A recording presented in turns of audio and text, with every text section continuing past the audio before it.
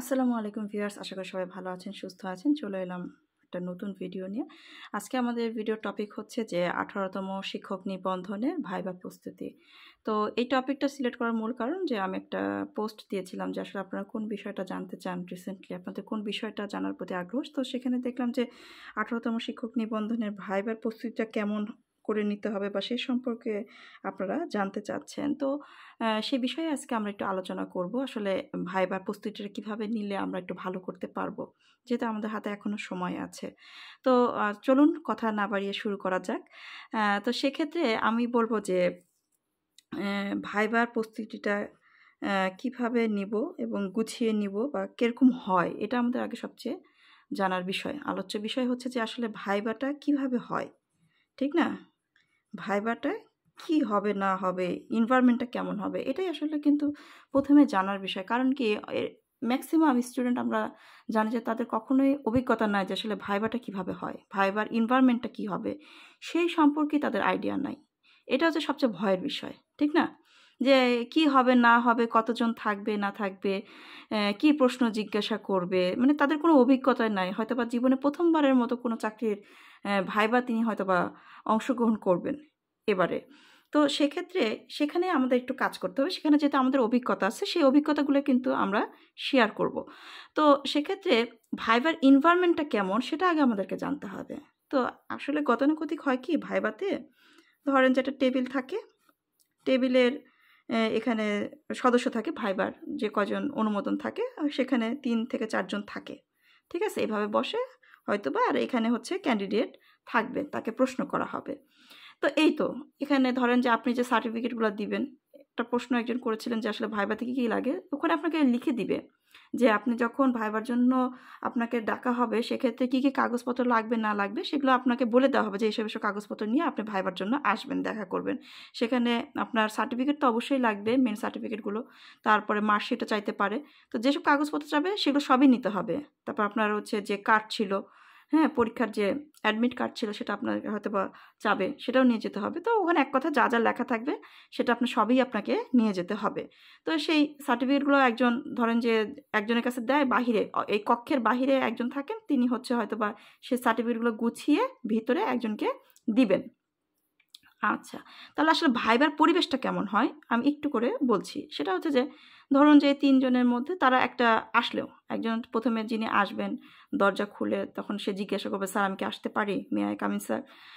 সে আসলো ভিতরে, বললো হ্যাঁ আসেন আসেন, তখন আপনি সালাম দিবেন, সালাম দিয়ে স্যার বসতে পারি, আপনি অনুমতি নেবেন, তখন ওনারাই বলবেন যে হ্যাঁ আপনি বসেন। ঠিক আছে? তো আপনি বসলেন। বসার পরে কি হবে? বসার পরে কি আপনাকে ঘট, ঘট করে কি বিপের থেকে প্রশ্ন জিজ্ঞাসা করা শুরু করবে কিনা? আসলে সেরকম হয় না বিষয়টা। ১ম এ যেকোনো ভাইভাতে কিন্তু আপনি যখন বসলেন, তখন আপনার সাথে তারা একটু নরমাল হওয়ার চেষ্টা করে। ঠিক আছে? এ এগ এ যারা আছেন এই এক্সামিনার হিসাবে এখানে ভাইভাতে, ভাইভা বোর্ডে যারা আছেন, তারা চেষ্টা করবে আপনাকে একটু ইজি করার। ঠিক আছে? তখন আপনাকে শুরুই করবে যে হচ্ছে, "কি নাম আপনার? আপনার পরিচয়, আপনার পরিচয়টা দেন।" ঠিক আছে? আপনার সম্পর্কে বলেন। মানে introduce yourself, ঠিক আছে? তো সেখানে আপনাকে আপনার নাম বলবেন। ঠিক আছে? আপনি কোথা থেকে পড়াশোনা করছেন, আপনার জেলা কোনটা, আপনি কোন সেই জেলার কোন উপজেলায় থাকেন, আপনার স্কুল কোথা থেকে শেষ করছেন, আপনি কলেজ কোথা থেকে করছেন, আপনার অনার্স মাস্টার্স কোথা থেকে, আপনি বিপিএড কোথা থেকে করছেন, তারপরে আপনার কোনো চাকরির অভিজ্ঞতা আছে কিনা। দেখেন এখানে কত কিছু বিষয় আসছে, ঠিক না? এখানে আসছে আপনার বাসা, বাড়ি, আপনার জেলা মানে আপনার জন্মস্থান কোথায়, তারপরে আসলো হচ্ছে স্কুল, ঠিক আছে? তারপরে আসলো কি কলেজ, তারপরে আসলো আপনার বিশ্ববিদ্যালয়, ঠিক আছে? আপনার আসলো বিশ্ববিদ্যালয়, তারপরে আসলো হচ্ছে আপনার মেইন জিনিস বিপিএড। ওকে, অনেকগুলো কিন্তু টপিক হয়ে গেছে দেখেন। এখন আপনি যখন এই কথাগুলো শুরু করবেন তখনই কিন্তু প্রশ্ন করার অনেক স্কোপ তৈরি হয়ে যায়। ঠিক আছে? কিভাবে স্কোপটা তৈরি হয়ে যায় আমি সেটা আস্তে আস্তে বলবো। কিন্তু এখানে যখন ইন্ট্রোডিউস ইয়োর সেলফ প্রথমেই যে কাজটি হয়, সেটা আমি সাজেস্ট করবো আপনারা ইংলিশে বলবেন না। কারণ কি, আপনি যখন ইংলিশে বলা শুরু করবেন তখন ওনারা মনে করবে যে আপনি ইংলিশ অনেক ভালো। যারা খুব ভালো, এক্সেলেন্ট, হ্যাঁ, পারফেকশন খুবই ভালো, তাদের ফ্লুয়েন্সি অনেক ভালো, স্পোকেন অসাধারণ, হ্যাঁ, তার কাছে বাংলার থেকে ইংলিশ আরও সহজ, তাদের জন্য আমি বলবো যে আপনারা ইংলিশটা ব্যবহার করতে পারেন। কিন্তু আপনি যদি পাকনামি করে, আপনার ইংলিশে কোনো দক্ষতা নাই, হ্যাঁ, একটা লাইন বলতে 2-3 মিনিট ভাবতে হয়, সেক্ষেত্রে নট নেসেসারি আপনাকে ইংলিশ বলতে হবে।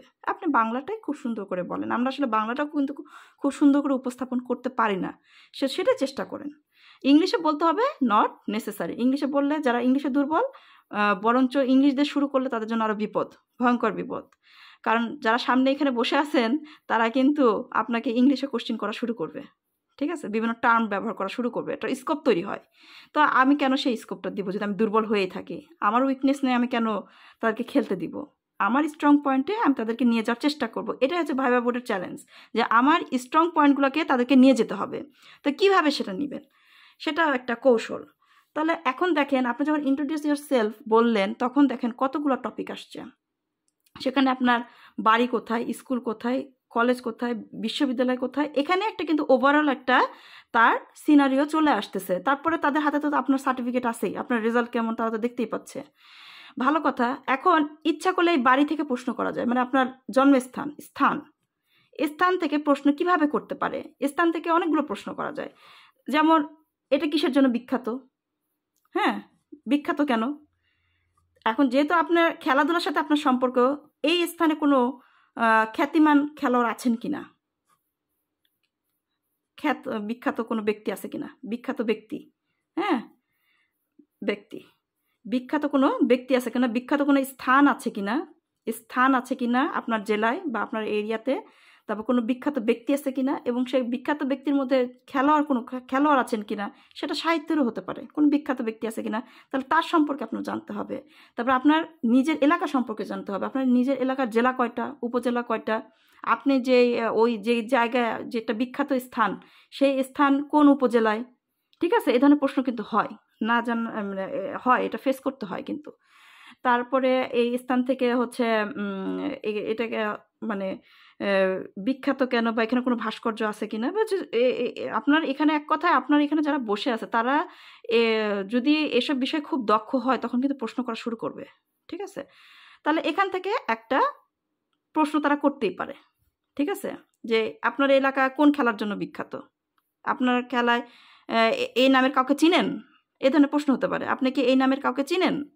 যেমন হচ্ছে ধরেন যে নড়াইলে যদি কেউ থেকে থাকে, তো নড়াইল জেলায় কোন খেলাটা বেশি ফেমাস, কোন খেলাটা বেশি হয়, প্রচলন মানে কার জন্য বিখ্যাত, নড়াইল কার জন্য বিখ্যাত, ঠিক আছে, এ ধরনের কোনো খেলোয়াড় কি আছে ওখানে, এই ধরনের প্রশ্ন জিজ্ঞাসা করতে পারে, ঠিক আছে।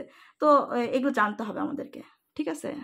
তারপরে স্কুল, কলেজ, বিশ্ববিদ্যালয়, এই তিনটা যারা বুঝতে পারবে যে আপনার কোনো নামি দামি জায়গা থেকে পড়ছেন কিনা, আপনার কোনো ধরেন যে কোনো বিখ্যাত ইনস্টিটিউশন থেকে পড়ছেন কিনা, পড়লে 100% সেখানে ইমপ্রেশন ভালো হবে, এটা খুব স্বাভাবিক, ঠিক না?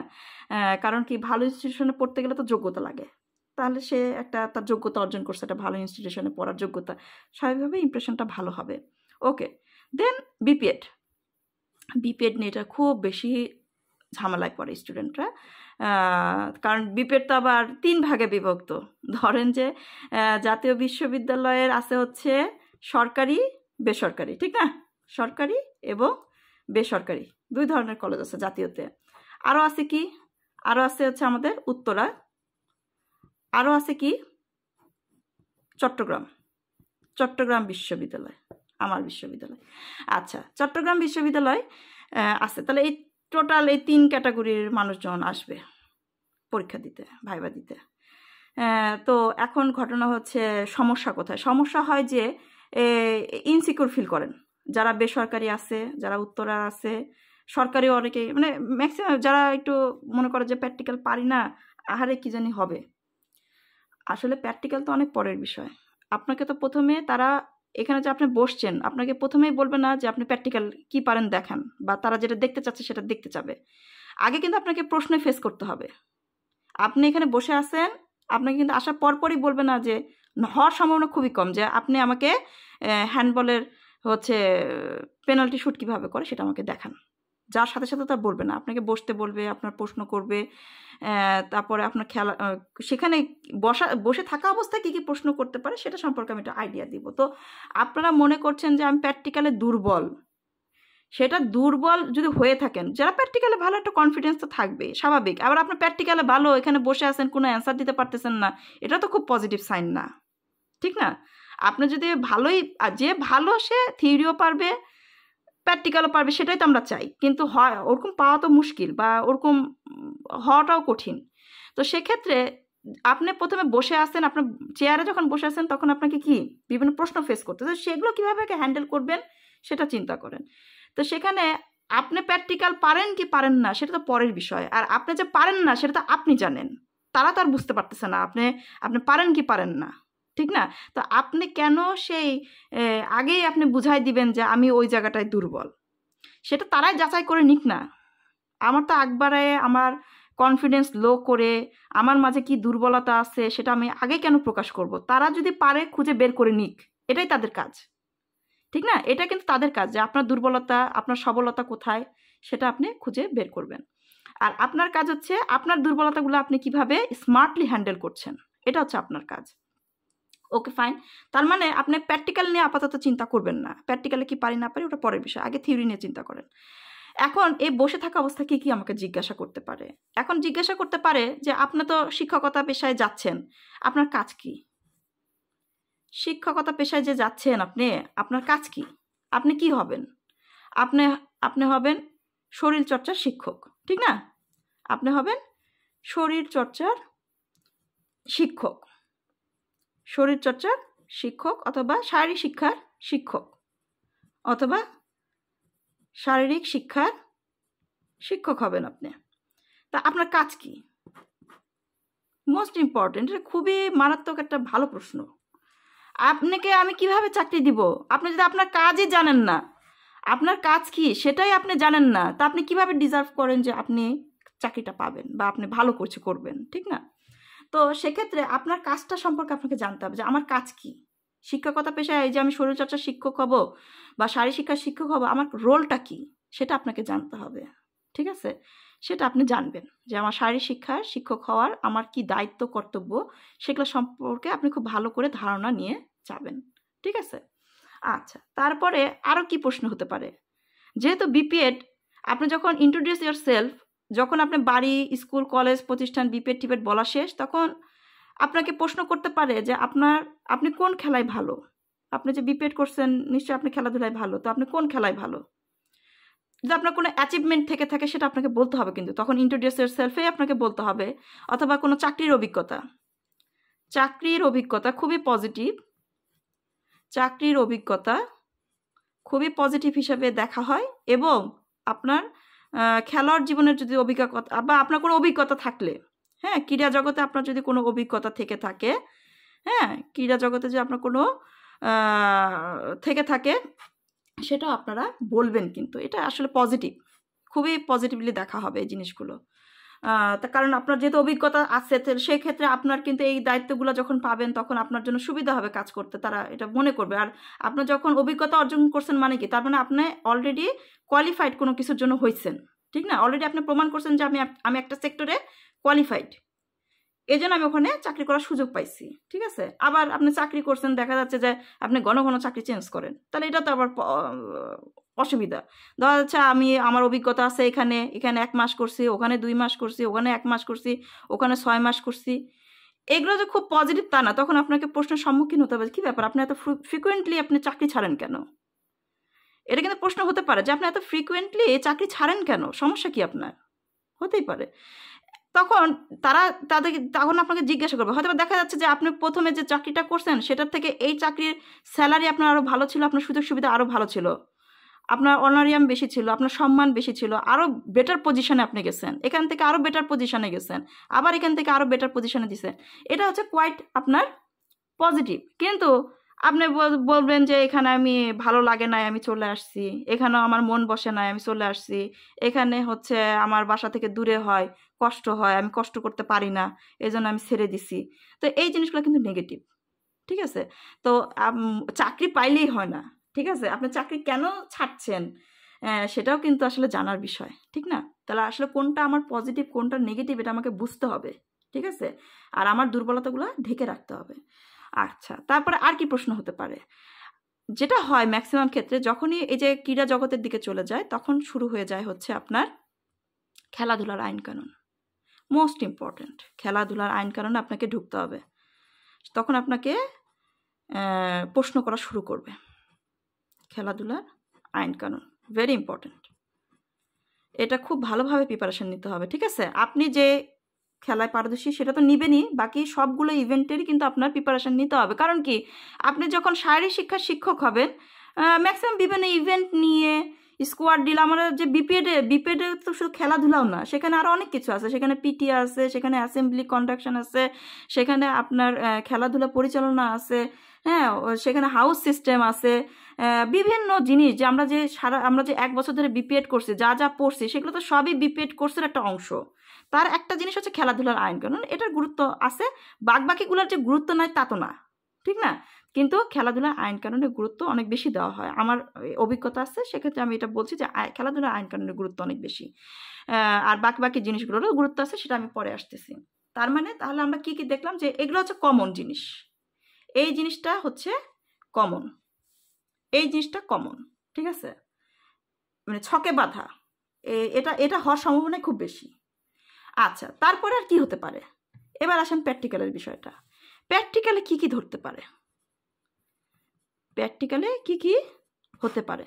তো প্র্যাকটিক্যালের বিষয়টা আমি যেটা ফিল করি সেটা হচ্ছে যে সাধারণত আপনি যে খেলায় পারদর্শী সেখান থেকে আপনাকে প্র্যাকটিক্যাল একটা ডেমনস্ট্রেশন কথা বলতে পারে যে হ্যাঁ এটা কিভাবে হয় একটু দেখান, স্টেপ বাই স্টেপ বলেন আমাদেরকে, এটা হতে পারে, ঠিক আছে? তারপরে আর কি হতে পারে?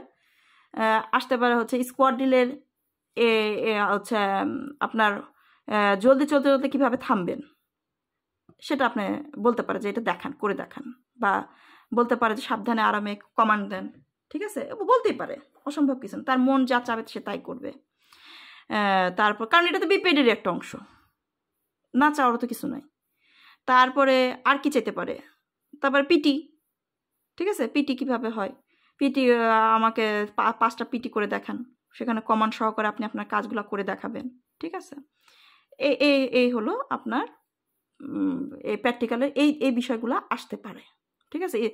একটা আসতে পারে স্টেপ বাই স্টেপ আপনি আমাকে কাজগুলো করে দেখান খেলাধুলা থেকে, স্পোর্টস থেকে, হ্যাঁ, স্পোর্টস থেকে আপনার স্টেপ বাই স্টেপ এই কাজটা আমাকে করে দেখান, অথবা স্কোয়াড ড্রিল আসতে পারে, অথবা আপনার পিটি আসতে পারে। আরেকটা আসতে পারে ভেরি ভেরি ইম্পর্টেন্ট, সেটা হচ্ছে অ্যাসেম্বলি কন্ডাকশন। আপনার অ্যাসেম্বলি কীভাবে কন্ডাক্ট করেন সেটা হচ্ছে তারা দেখতে যেতে পারে, বা আপনাকে যদি বলে যে আপনি শপথটা বলেন, শপথটা কীভাবে করবে, বা শপথ দেওয়ার সময় আপনার পজিশন কী হবে, যেমন যে কোনো কমান্ড দেওয়ার সময় আমাদেরকে সাবধান অবস্থায় থাকতে হয়, তারা তখন দেখবে যে আপনি সাবধান অবস্থায় আছেন কি না, ঠিক না? হয়তো বা আপনি শপথ একদম গড় করে বলে গেলেন, হ্যাঁ সব ঠিক আছে, খুব সুন্দর, ঠিক আছে, আপনি মনে করতেছেন যে হ্যাঁ আমি তো ফাটাই দিয়ে আসছি ভাইবা, কিন্তু শপথের সময় যে আপনাকে কীভাবে দাঁড়াতে হবে সেটাই যে আপনি জানেন না, সেটাই তো তারা মার্ক করে ফেলছে, ঠিক আছে? তখন তো টিচার তো যা বোঝাতে বুঝেই গেছে। তো যাই হোক, জিনিসগুলো জানতে হবে, ঠিক আছে? জানার তো শেষ নাই, আর জানলেও তো ক্ষতি নাই। এই দুটা জিনিস, জানার শেষ নাই, জানলে আমার ক্ষতি নাই, জানলে আমার লাভ, আরও বেশি লাভ।